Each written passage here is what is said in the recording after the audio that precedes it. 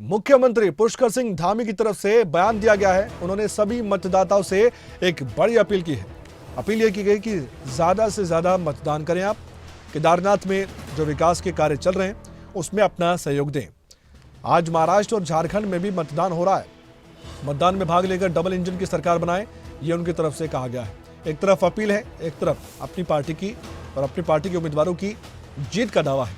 आइए सुनवाते हैं मुख्यमंत्री पुष्कर सिंह धामी की तरफ से क्या बात कही गई उपचुनाव और महाराष्ट्र झारखंड को लेकर।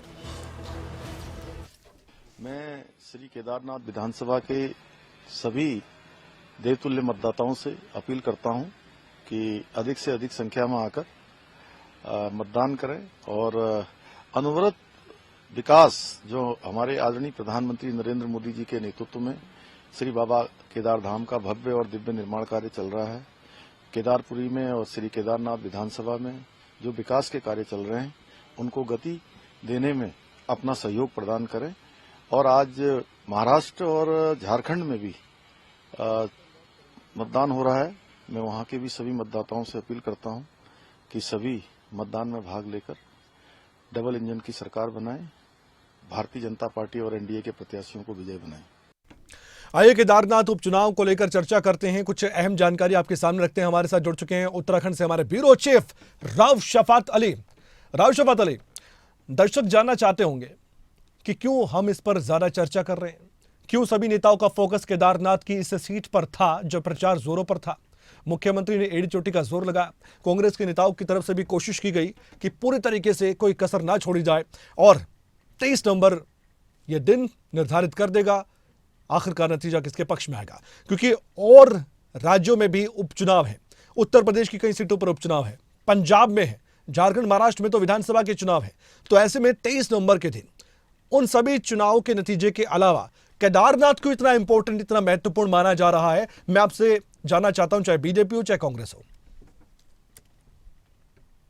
बिल्कुल कमल, देखिए बहुत महत्वपूर्ण दिन है आज और सुबह से जो मतदान है वो सुचारू रूप से चल रहा है। आधिकारिक तौर पर अगर बात करें तो 11 बजे तक जो डिटेल्स आई थी वो 17.67% का मतदान हुआ था। लेकिन अब क्योंकि वक्त थोड़ा सा बीत चुका है तो संभावित 20% से ज्यादा अभी तक मतदान हो चुका है।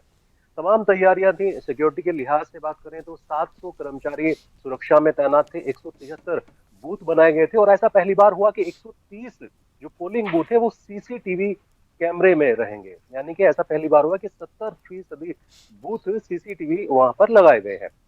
ये तो थी व्यवस्था, और व्यवस्था क्योंकि पहले से चल रही थी। लेकिन अगर खास और महत्वपूर्ण मुद्दे की चर्चा करें तो देखिए केदारनाथ की जो सीट है वो हालांकि बीजेपी की सीट थी। 2022 में यहाँ से बीजेपी ने अपनी जीत को दर्ज कराया था, लेकिन क्योंकि निधन के बाद ये सीट खाली हुई थी, इस पर उपचुनाव होने थे, इस पर सरगर्मी पहले से तेज थी।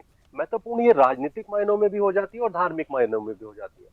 राजनीतिक मायनों की अगर बात करें तो यहाँ बीजेपी और कांग्रेस के बीच में बड़ी टक्कर दिखाई देती है। बीजेपी और कांग्रेस का जो है साख का और नाक का सवाल इसको कह सकते हैं। हालांकि 6 प्रत्याशियों की जो किस्मत है वो आज ईवीएम में कैद हो जाएगी, लेकिन 23 नवंबर को फैसला हो जाएगा और बाबा केदार किसको अपना आशीर्वाद देते हैं ये 23 नवंबर को तस्वीर साफ हो जाएगी। लेकिन मनोज रावत कांग्रेस की ओर से प्रत्याशी हैं, आशा नोटियाल बीजेपी की ओर से प्रत्याशी हैं, यूकेडी की ओर से आशुतोष प्रत्याशी हैं और 3 जो है वो निर्दलीय हैं। यानी 6 प्रत्याशी अपनी किस्मत को इस सीट पर आजमा रहे हैं। राजनीतिक मायनों में अगर बात करें, क्योंकि प्रधानमंत्री नरेंद्र मोदी का लगाव केदारधाम से बहुत रहा है। जब वो प्रधानमंत्री नहीं थे तब भी केदारधाम में आया करते थे। उसके बाद जो प्रधानमंत्री बने तो लगातार कई बार वो केदारधाम में आए। विकास योजनाओं की अगर बात करें, केंद्र सरकार की ओर से पुनर्निर्माण कार्यों के लिए बड़ी धनराशि केदारधाम को दी गई। राज्य सरकार ने विकास कार्य बहुत किए। और इस उपचुनाव में क्योंकि साख का सवाल इसलिए भी हो जाता है कि पिछली जो 2 उपचुनाव हुए थे, मंगलौर का और बद्रीनाथ सीट का, यहाँ पर कांग्रेस ने अपनी जीत को दर्ज कराया था। बीजेपी का यहाँ पर प्रत्याशी हारा था और ये बहुत बड़ा एक राजनीतिक मायनों में कह सकते हैं कि बड़ा उलटफेर था बीजेपी के लिए कि जिसकी सत्ता राज्य में हो उसका जो उपचुनाव जब होता है तो बीजेपी का प्रत्याशी हार जाता है। तो अब बीजेपी जोखिम नहीं लेना चाहती है इस सीट पर, वो हर हाल में इस सीट को जीतना चाहती है, क्योंकि धार्मिक मायनों में भी और राजनीतिक मायनों में भी, जैसा मैंने जिक्र किया कि प्रधानमंत्री का भी लगाव यहाँ आ रहा है, तो बहुत इंटरेस्ट हो जाता है राज्य सरकार का भी कि ये सीट जीतना उसके लिए बेहद जरूरी कितना है, क्योंकि 2 उपचुनाव यहाँ बीजेपी हार चुकी है।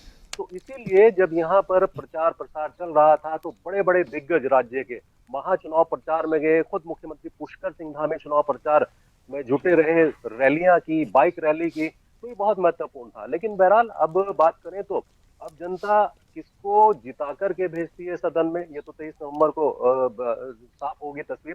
लेकिन हाल फिलहाल की बात करें तो बीजेपी और कांग्रेस के बीच में जो मुकाबला है बहुत कड़ा नजर आता है।